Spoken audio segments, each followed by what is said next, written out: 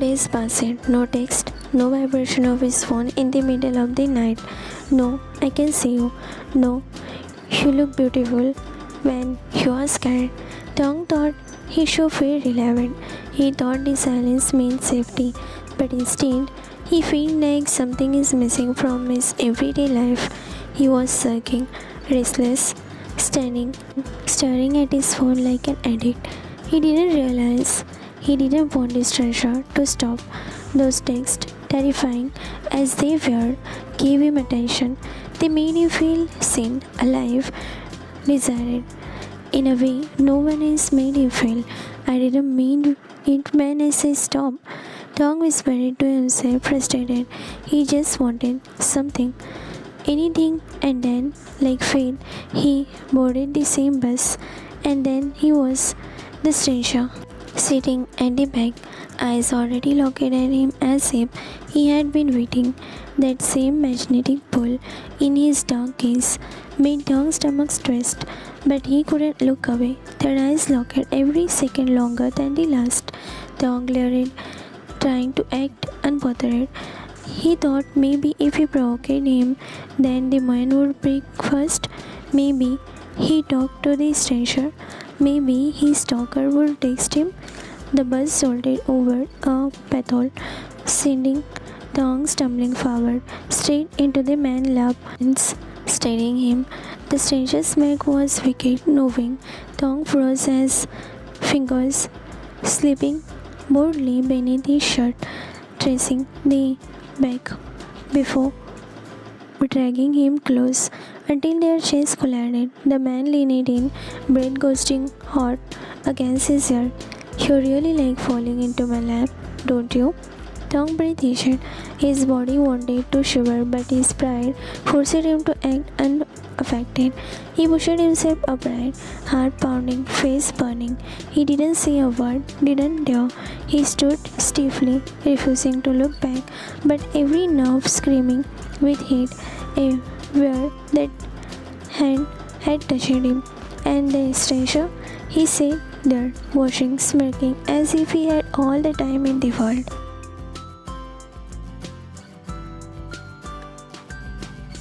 Taeyong sat on the campus bench with Jimin, a half-melted ice cream cone in his hand.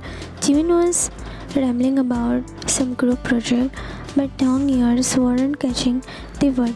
His gaze had already locked onto a figure a few feet away, a man, mask on, hoodie pulled low, hands buried deep in his pocket. He looked too big to be just another student. The word around Taeyong faded into background noise. Jimin's voice blurred into muffled tones as if something had pressed mute. The stranger wasn't moving, just looking. Taeyong's throat went dry. He tried to blink it away, tried to tell himself he was imagining it, but the man tilted his head slightly as if studying him, as if daring him to acknowledge. And then, just like that, the stranger moved slowly, the kind of warp, ragged Taeyong heartbeat along with it. He turned it, puzzled. Looking back over his shoulder, his dark eyes barely visible beneath the hood, a silent command. Taeyong leg moved before his mind did. The ice cream slipped from his hand, hitting the ground. Jimin, Dave, what are you going? Taeyong forced him a smile that didn't reach his eyes. I'll be back soon. And then he was on his feet, walking forward as if an invisible thread tied him to the stranger. The man didn't stop walking, didn't speed up either. Every few steps, he glanced back, not to see if Taeyong is following. He already knew. Taeyong trailed behind the stranger, his heart turning against his rib. The campus grew quieter as he followed, each step feeling both light and heavy, as if something unseen tugged him forward. They reached an empty alley behind one of the lecture hall and student. The stranger was gone. What? He whispered, spinning slowly. The narrow path was silent. No footstep, no shadow, no stillness. Taeyong looked left and right, searching for him, until something caught his eyes. A small flower shop at the end of the alley. It looked old, and strangely beautiful. Petals and colors picked from the window, glowing faintly as if alive. His throat went dry. Where am I? This place didn't exist on the campus. He was sure of it. Tong stared a bit closer, confused, his heart sinking lower into his stomach. The air smelled of jasmine and rose, too vivid, too sweet. He turned quickly, looking for a stranger again, but there was no one. A shiver rolled down his spine. "Hello?" He called it out, but his own voice felt swallowed by the silence. Just then, strong arms sinking around his waist before Tong could react. He was yanked back against a hard chest, his breath-itching body stiffening as the grip tightened firm and possessive.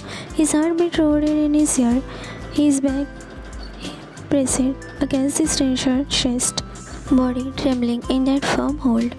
The stranger's voice broke the silence, deep, rough, dangerously low. "Why are you here?" The vibration of the voice against his back sent tingles racing down Tong's spine. He swallowed hard, trying to steady his voice. "Because you are here?" A husky laugh brushed his ear, hot and heavy. "Were you following me, butterfly?" Tong shook his head quickly, stuttering. "No, I wasn't." "Stranger, liar." The stranger asked, his breath fanning over Tong's skin. Tong's lips pushed into a small pout without him realizing, and instantly the stranger's tone darkened with dangerous amusement. "Don't pout, or I might kiss that pout." Tong breathed hitched, chest rising unevenly. The closeness, the possessive grip on his waist, the teasing whisper, it was too much. "Then why are you following me?" The stranger asked again, voice curling like a smoke around him. I really wasn't."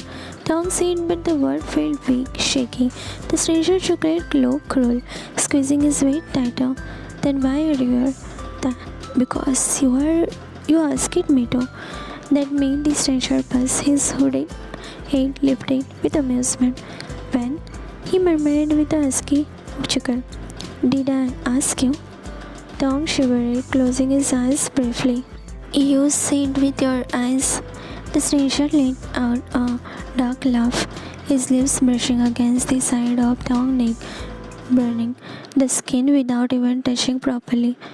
"You read my eyes, butterfly?" Tong could barely stand, his knees weak, as the stranger sucked the shell of his ear. He was spun around suddenly, gasping. His body was pulled flush against the others. Their chests collided. The stranger's grip didn't lose. Instead, his finger pushed the fabric of Tong's shirt aside, thumb grazing bare skin. "Stranger, so soft." The stranger muttered, almost to himself, voice full of hunger. His palm squeezed Tong's waist, making him let out a sound he couldn't swallow back. The hood shrouded his face, mask covering his mouth, only his eyes visible, dark, intent, eyes that devoured him whole, eyes that left him trembling, and Tong couldn't look away. Tong stood frozen, heart hammering so loud it drowned out everything else. Tong gathered his courage and pushed the stranger a little away. I need to go." His voice was shaky whisper, but instead of letting go, the stranger's grip tightened. Shaku walked him backward, step by step, until Tong's spine pressed against the cold wall. Tong breath itched, now sparkling under his skin. The masked man leaned in, his lips caressing Tong's ear, hot breath making him shiver. Then, without a word, he lowered his mask just enough to expose his mouth, burying his face in the crook of Tong's neck. The wet press of his lip made Tong's jerk, but he couldn't move. The man suckled harshly, leaving a dark mark, an unspoken claim burned into his skin. Tong's knees weakened when the stranger finally pulled back, satisfied in the way his mask slid back up to cover half of his face, hiding everything but the intensity in his eyes. Tong's lashes fluttered, too afraid to meet his gaze, and then the stranger pulled the rose from his pocket, placing it between his lips. The mask covered just enough to hold the flower there, silent there with his eyes. "Stranger, do you want it?" Tong blinked, throat dry, completely hypnotized against his better judgment. He nodded. A low chuckle rumbled in the man's chest. "Then take it yourself." The word tangled around Tong's mind, wrapping him in a dangerous spell like a dream. He leaned in, drawn by the invisible force. Their lips brushed, soft at first, so soft it could have been an accident. But then the stranger tilted his head, deepening it. His tongue slid past the parted lips. Tong gasped, butterfly fire, and shiver collided into shawls inside him. The taste of rose lingering as the stems pressed between them. The man slipped the flower into Tong's tongue, sealing it with one last intoxicated lick before pulling away mask back in place. His identity once again hidden. He stepped back into the shadow, stood trembling against the wall, breathed unsteady, the rose still resting between his lips, a hunting gift, a silent promise.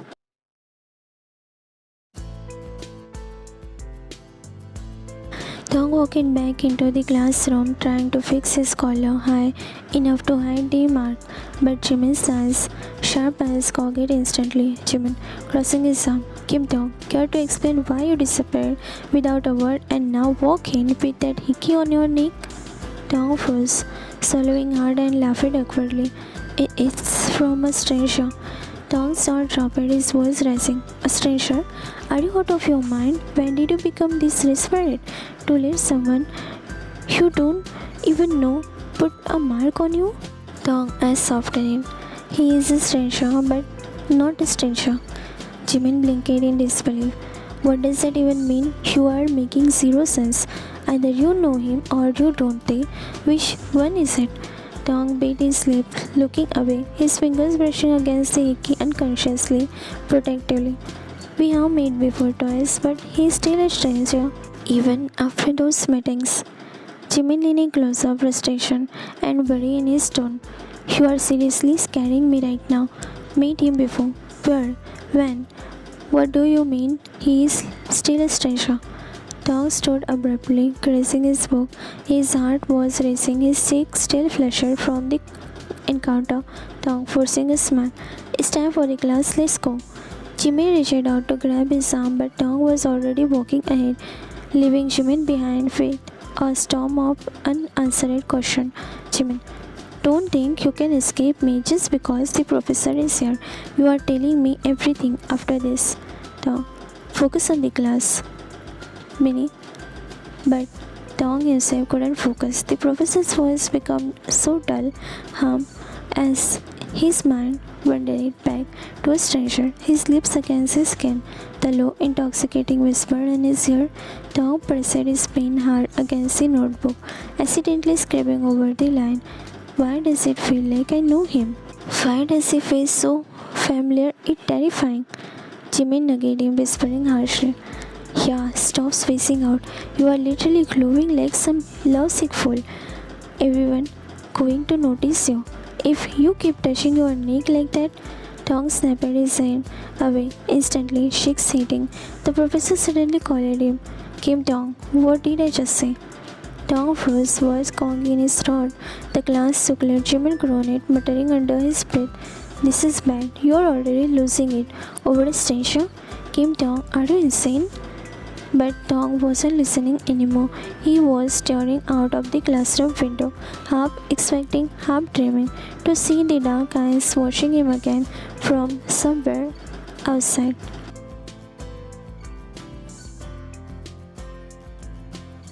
Flopped onto the bed, still smiling like a fool. After so long, someone had noticed him, someone had touched him, left a mark. His finger ghosted over the faint hickey in his neck, and a stranger warmth filled his chest. But then his smile froze. The stalker. How would he react knowing Tong let other men so close? The thought alone made Tong's heart beat quick. He waited, phone in hand, checking in every few seconds. Nothing. He ordered food, sat cross-legged onto the bed, and ate slowly, deliberately messy. He kept glancing toward his phone. Still nothing, and he said, Seriously, you are just gonna ignore me now? And then, like a switch flicked in his mind, an idea sparkled. His lips curled into a mischievous smile. If you are watching, then let me give you a show. He He get up, leaving the food container aside and stepping in front of the mirror where he knew the angle would be perfect for any hidden camera or for whomever was outside watching. He stared with his time, losing it slowly, deliberately batting down the fabric before tossing it aside. His shirt came next. Tom dragged his finger down each button, undoing them one by one at time, exhaling little breath like he was seducing someone. The shirt slipped off his shoulder, revealing his pale skin, and he laughed low under his breath, half mocking, half teasing. Then came his skirt.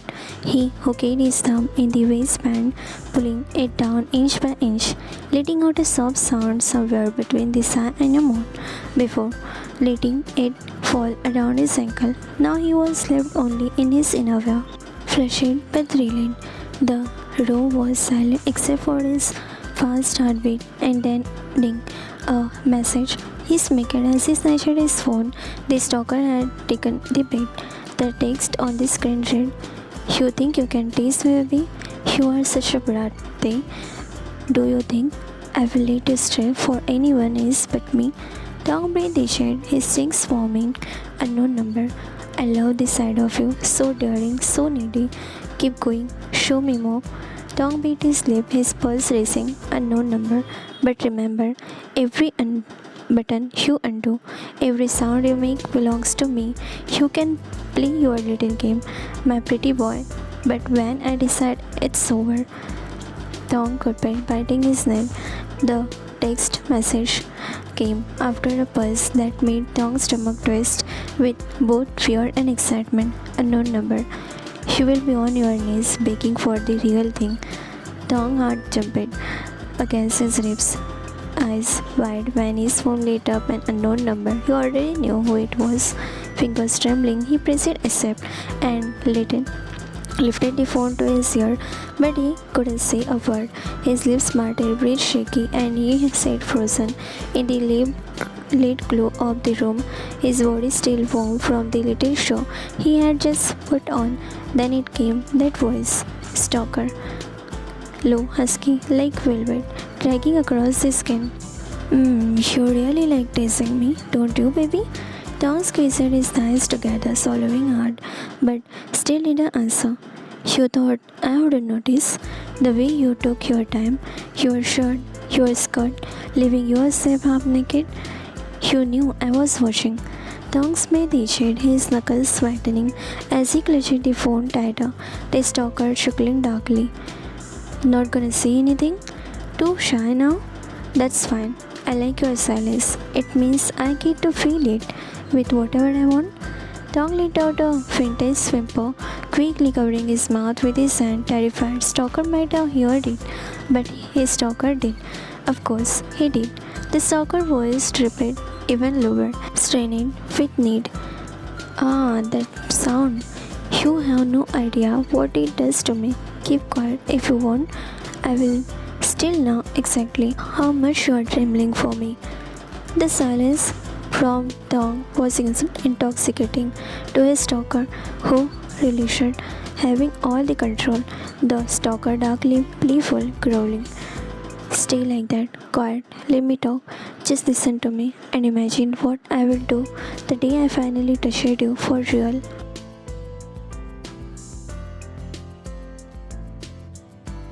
The next morning, Tom sat in his desk, head resting on his palm as his thoughts spun in circle.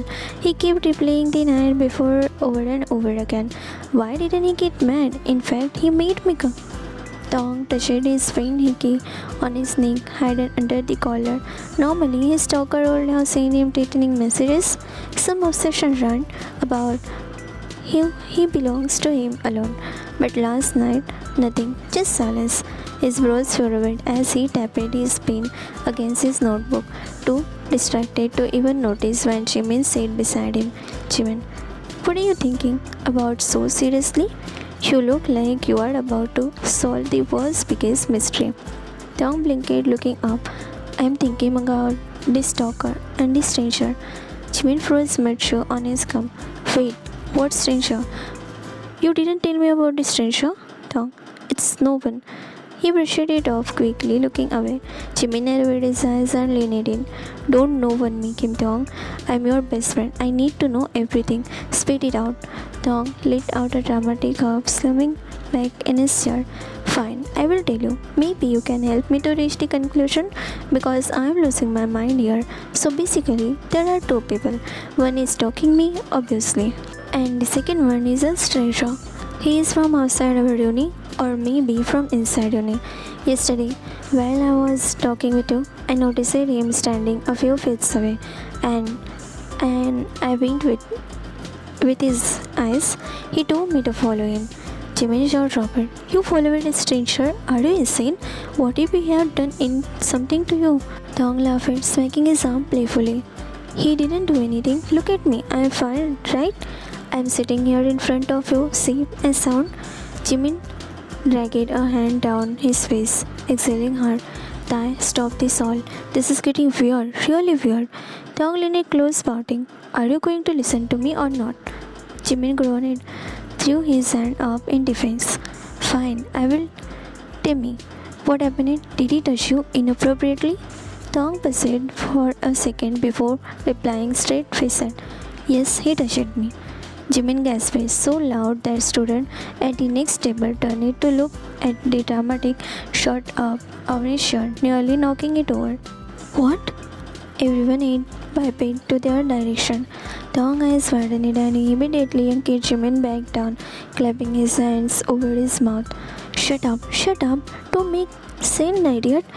Jimin parted behind Taeyong's palm, muffling out protest, while Tae hissed at him to keep his mouth shut.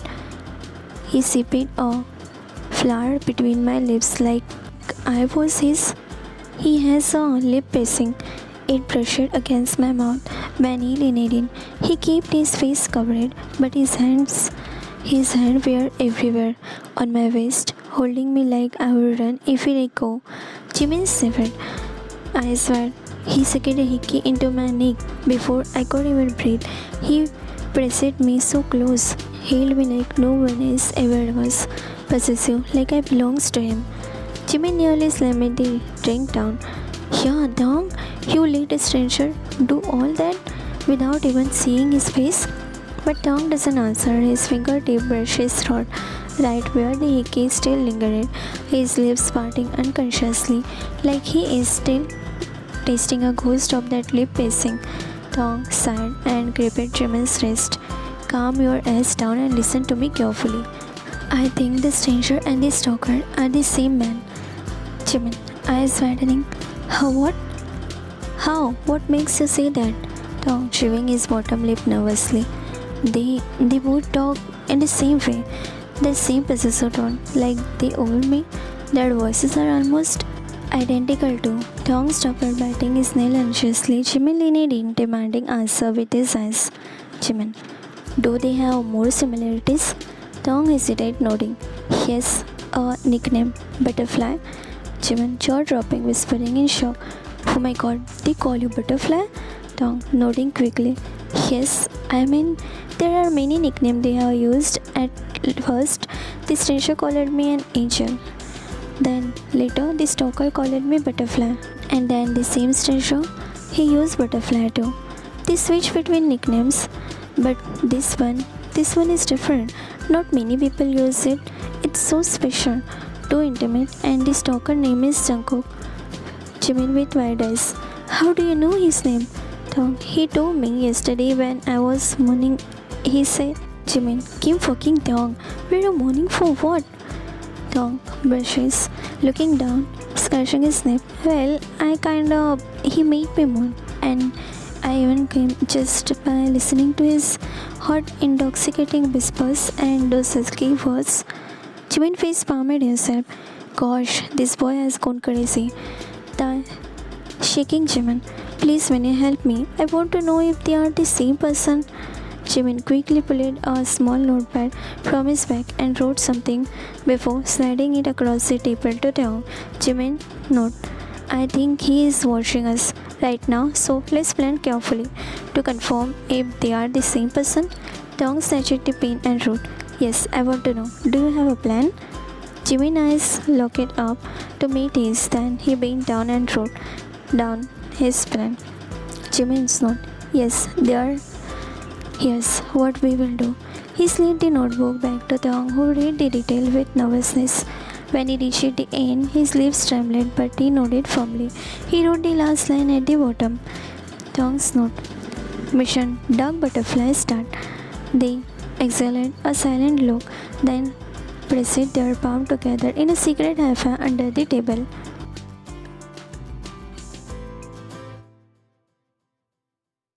Thong and Jimin was sitting in the campus just few feet away. The same stranger from before stood, face shadowed in his cap, eyes locked only on him. He didn't move, didn't speak. His gaze was the silent command. Thong saw Skipper. A stranger tilted his head ever so slightly, a silent invitation. Before he even realized it, his legs moved, leaving Jimin behind as if he were a cog in the trance. But halfway through, a group of rude-looking boys stepped in the path. Where are you going, pretty boy?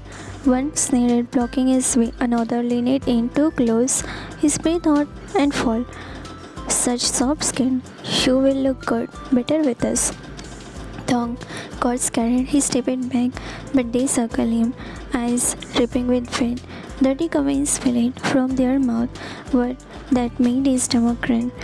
He was terrified, frozen. His eyes looked to the stranger ahead, and then from a distance, the stranger's low voice came through the shouts like a lifeline. Run. Thong chased after. Without hesitation, he ran. The boys shushed, laughing as they gave shots. His lungs burned. His legs shook, but he kept his eyes fixed on the stranger's back ahead.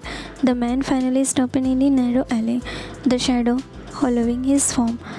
Thong stood behind him, clutching the back of his jacket, hiding as if the stranger was only shade he had. The boys slowed, staring, when they saw who he ran to. Stranger. You, why are you following my butterfly? The stranger's voice was calm but deadly. His hand protectively slid behind him, keeping Thong close. The boys burst out laughing. Butterfly? What the hell? Are you gay? One mocking, touching his stomach. Another licked his lip, eyes dark with lust. If he is your butterfly, let us have a taste. Just one bite and we will leave. Yeah, the last one sneered. We just want to taste. Then you can play, pretend all you want. The stranger tilted his head slowly, getting his teeth, but then his eyes slipped into his jacket and he pulled out a shining knife. He stepped forward, blade flashing. Touch my butterfly and I will cut your hands off. The boys laughed, instantly died, their eyes widened, fear draining the color of their faces.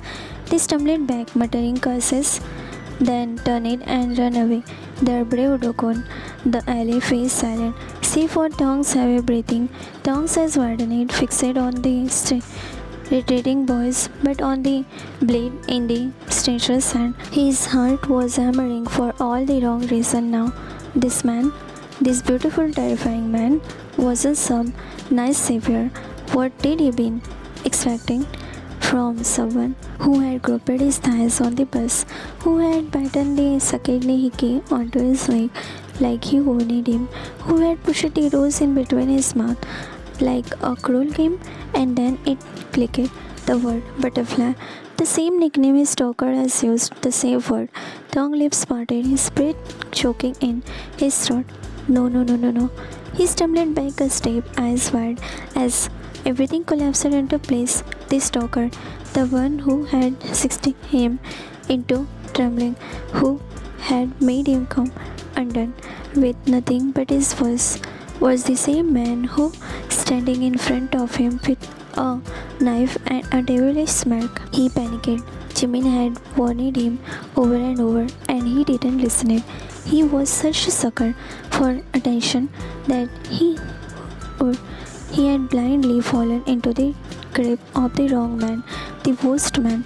His eyes locked with Jungkook's, because it was Jungkook, no doubt now, and Jungkook as if savior. The revelation slowly pulled his mask down, the sharp line of his jaw, the sinful curve of his lip, and those piercing eyes. It was a divine, dangerous face, one that made Tong's knees weak against his will. Fuck. Tong breathed, hugging himself as if the cold night air hit him. I mean, dipshit. He swooned, forcing his legs to move, to run, to escape before this went any further. His shoes betrayed him as they left his foot, flying off his feet. Still, Tong kept running barefoot, heart racing, lungs burning. For the moment, he thought maybe he could make it. Then he heard the sound of Jungkook's laugh, low and amusement. Right behind him, an arm slipped around his waist, and before Tong could scream, Jungkook had him, lifting effortlessly off the ground. His back slammed into Jungkook's chest. No! Tong gasped, struggling, but Jungkook wasn't rough. He stepped back calmly with Tong still in his arms. With deliberate care, he slid Tong's feet into a pair of oversized shoes, his own. His lips brushed Tong's ear as he whispered, voice a second threat and a promise, all at once. I told you, didn't I? I won't harm my butterfly. Tong seized habit. He said nothing because he couldn't trust his own voice. With trembling legs and oversized shoes tripping his step, he tore himself free and ran toward the campus. The echo of Jungkook's touch still burning onto his skin. Behind him, Jungkook stood barefoot in the cold alley, Tong's abandoned shoe dangling from his hand. His laughter followed Tong, low and victorious, as if he had just claimed a thing no one else could ever touch.